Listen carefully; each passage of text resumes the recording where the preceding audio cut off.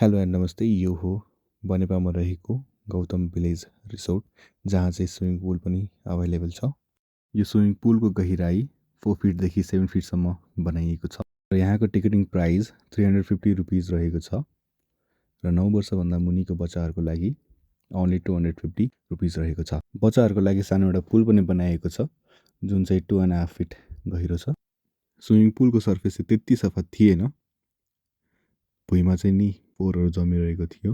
पुल सफा गर्ने बेला भएको रहेछ र गौतम भिलेज रिसोर्टलाई आग्रह पनि गर्न चाहन्छु, प्लिज पुल चाहिँ सफा गर्नुहोला।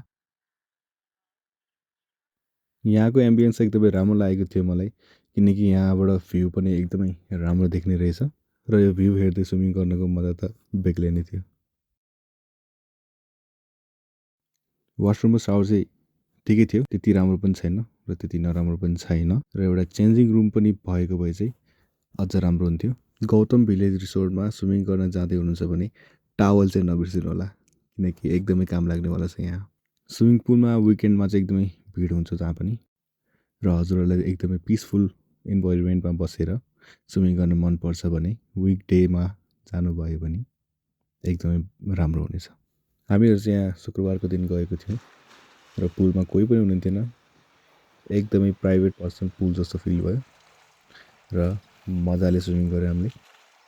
यो चाहिँ एउटा प्रपर रिजोर्ट नै हो।